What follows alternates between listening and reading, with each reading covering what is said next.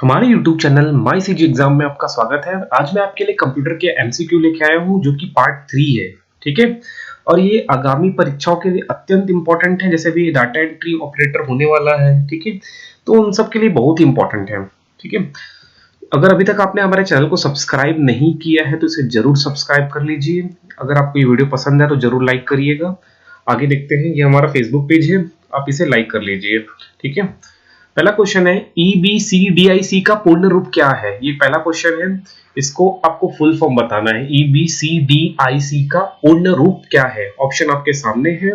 ठीक है, तो चलिए इसका आंसर मैं आपको बता दूं। इसका जो सही आंसर है वो है extended binary code digital interface code. ठीक है, आगे बढ़ते हैं।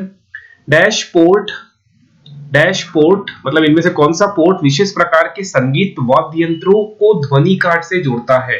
ठीक है, पोर्ट जो सीपीयू में लगा होता है जिससे हम अपने एक्सटर्नल डिवाइसेस को कनेक्ट करते हैं उसको पोर्ट कहते हैं। ठीक है, तो इनमें से कौन सा पोर्ट संगीत वाद्य यंत्रों को ध्वनि कार्ड से जोड़ता है। ठीक है, ऑप्शन आपके सामने है। तो चलिए इसका आंसर मैं आपको बता दूं। इसका सही आंसर है MIDI, जिसका मतलब होता है म्यूजिकल इंस्ट्रूमेंट डिजिटल इंटरफेस। ठीक है, MIDI जिसका मतलब होता है म्यूजिकल इंस्ट्रूमेंट डिजिटल इंटरफेस। आगे बढ़ते हैं। उपयोगकर्ता के कंप्यूटर पर स्थापित कौन सा प्रोग्राम नेटवर्क पर अनुरोध करने या भेजने में सहायता करता है।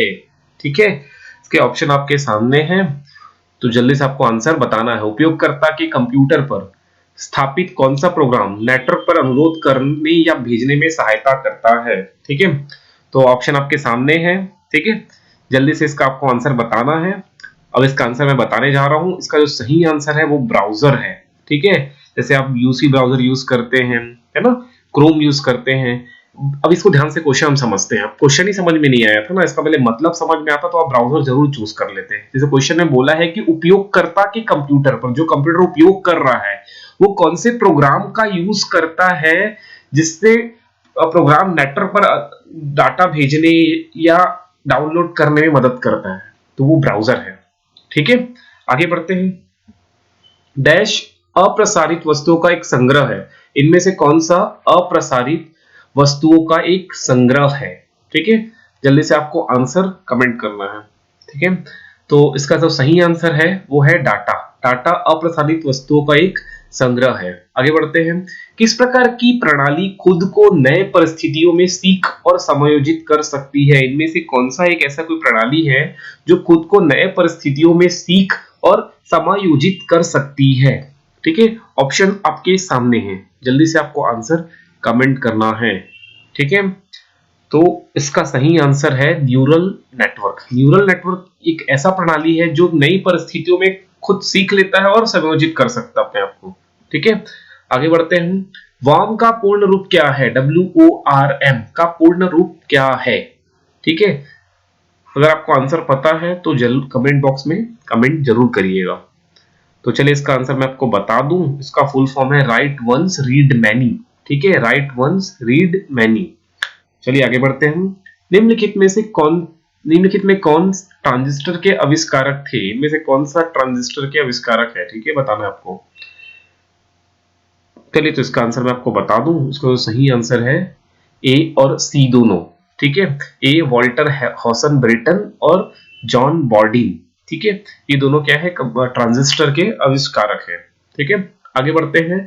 डैश का अर्थ है कि डेटाबेस में मौजूद डेटा सही, सुसंगत और विश्वसनीय है। ठीक है, इनमें से किसका अर्थ है, जिस मतलब इनमें से कई 5 ऑप्शन 4 ऑप्शन है, उनमें से किसी एक का मीनिंग है कि डेटाबेस में मौजूद डेटा सही है, सुसंगत है और विश्वसनीय है।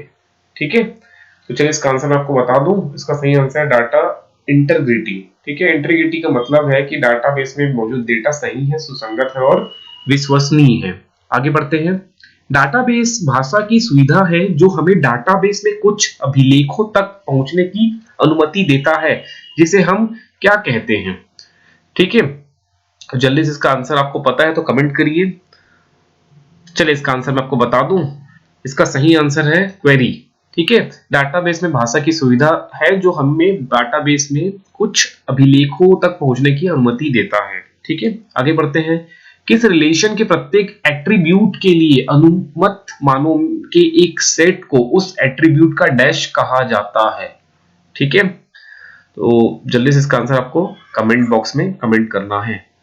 ठीक है, तो चलिए इसका आंसर मैं आपको बता दूं। इसका जो सही आंसर है वो है डोमेन। ठीक है, डोमेन। आगे बढ़ते हैं। डैश ऑपरेशन दो समान रूप से संरचित तालिकाओं का एक सेट है, ठीक है, का यूनियन प्रदर्शन करता है। इसमें से कौन सा एक ऑपरेशन है जो समान रूप से संरचित तालिकाओं को एक सेट में कर देता है? ठीक है, दो तालिकाओं को एक कर देता है। तो इसका आंसर कमेंट बॉक्स में आपको करना है। तो चलिए इसका आंसर मैं आपको बता दूं। इसका जो सही आंसर है वो है यूनियन। हम मैथ्स में यूनियन फंक्शन भी पढ़ते हैं, जिसको इस तरह से नोट करते थे, ए यूनियन बी। ठीक है, यहां भी सेम फंक्शन है। तो चलिए आगे बढ़ते हैं। एक ट्यूपल क्या है? ट्यूपल क्या है? ठीक है, पंक्ति है, प्रोजेक्शन है, फील्ड है, यूनियन में से कोई नहीं। इसका आंसर आपको कमेंट करना है। तो चलिए इसका आंसर मैं बता दूं। ये एक रो है, ठीक है, पंक्ति है। ट्यूपल क्या होता है? पंक्ति। टपल इज अ रो। ठीक है, tuple actually tuple, tuple Hindi में बोला जाता होगा, इंग्लिश में टपल बोलते हैं हम। ठीक है, tuple is a row. Relational database में एक फील्ड क्या है? ठीक है, रिलेशनल डेटाबेस में फील्ड क्या होता है?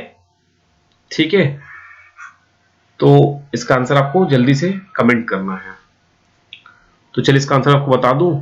जानकारी की सीढ़ी है। ठीक है, ये जान के इंफॉर्मेशन का सीरीज है। ठीक है, अगर आपको ये वीडियो पसंद आया तो इसे जरूर लाइक करिएगा। ठीक है, जरूर लाइक करिएगा। मैक्रोज एक्सेल 2016 में किस टैब में उपलब्ध है? ठीक है, मैक्रोज एक्सेल 2016 किस टैब में उपलब्ध है? ठीक है, जल्दी से आंसर कमेंट करिए। इसका सही आंसर है व्यू।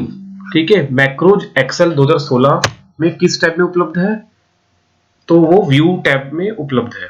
ठीक है, अगर आपको ये वीडियो पसंद आया तो इसे जरूर लाइक करिएगा, अपने फ्रेंड तक जरूर शेयर करिएगा। ठीक है, ये व्यापम के आगामी परीक्षा के लिए अत्यंत इंपॉर्टेंट है। ठीक है, स्पेशली अभी एसओ का परीक्षा होने वाला है, आईबीपीएस एसओ, ठीक है, स्पेशलाइज्ड ऑफिसर, उसके लिए अत्यंत इंपॉर्टेंट वीडियो है। ठीक है,